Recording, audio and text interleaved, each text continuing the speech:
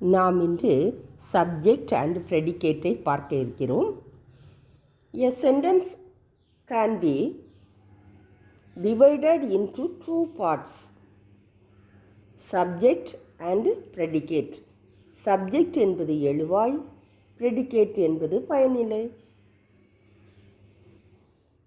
ஒரு சென்டென்ஸ் எழுவதற்கு காரணமாக இருப்பது அதுதான் எழுவாய். ஒரு சென்டென்ஸ் எழுவதற்கு காரணமாக இருக்கக்கூடிய ஒரு வார்த்தை அதுதான் சப்ஜெக்ட் என்ற எழுவாய். மீதி உள்ள பகுதி பயனிலை, அதாவது ப்ரெடிகேட் என்று அழைக்கப்படுகிறது. God is immoral, இது ஒரு சென்டென்ஸ். இதில் God என்பது சப்ஜெக்ட், மீதி உள்ள பகுதியான is immoral என்பது predicate. Janaki and I meet daily.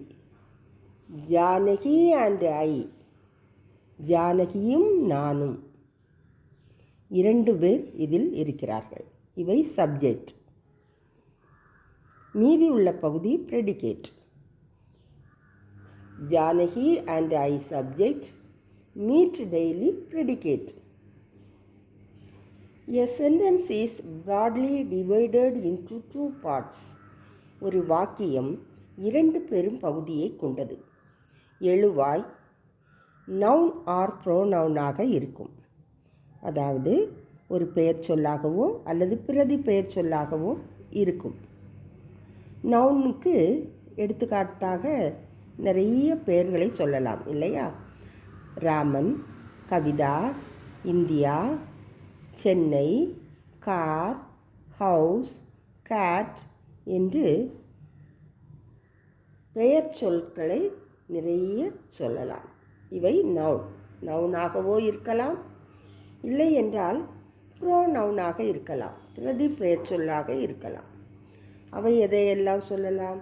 I, we, you, he, she, it, they. இவை அனைத்தும் ப்ரோனவுன்.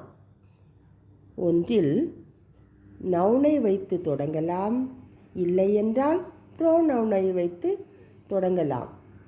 இதுதான் சப்ஜெக்ட். சப்ஜெக்ட் பகுதி இவ்வாறு பிரிக்கப்படுகிறது. அடுத்ததாக ப்ரெடிகேட். ப்ரெடிகேட் எவ்வாறு பிரிக்கப்படுகிறது? 6 பகுதிகளாக பிரிக்கப்படுகிறது. அவை எவ்வாறு? அதில் என்ன எல்லாம் இருக்கலாம்? verb, adverb, adjective, preposition, conjunction, interjection. இந்த 6 பகுதிகளும் சேர்ந்தது தான் ப்ரெடிகேட். அதாவது a sentence is broadly divided into two parts. ஒரு வாக்கியம் இரண்டு பெரும் பகுதியை கொண்டது. எழுவாய் நவுன் ஆர் ப்ரோனவுனாக இருக்கும். பயனிலை, அதாவது ப்ரெடிகேட், வாக்கியத்தில் உள்ள வெர்புடன் கூடிய மற்ற பகுதிகளை கொண்டது.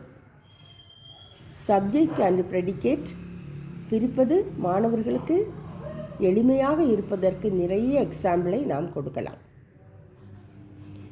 இன்னும் சில எக்ஸாம்பிளை பார்ப்போம்.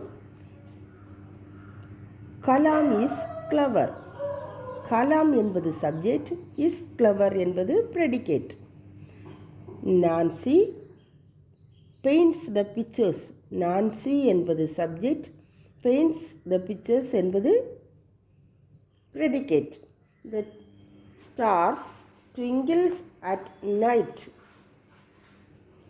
Stars subject, twinkle at night என்பது predicate. The girl dances well. The girl என்பது சப்ஜெக்ட், டான்சஸ் வெல் என்பது predicate. The tiger eats meat. The tiger என்பது சப்ஜெக்ட், ஈட்ஸ் மீட் என்பது predicate. The dog bites the boy. The dog என்பது subject, bites the boy என்பது predicate. The child is sleeping. The child என்பது subject, is sleeping என்பது predicate.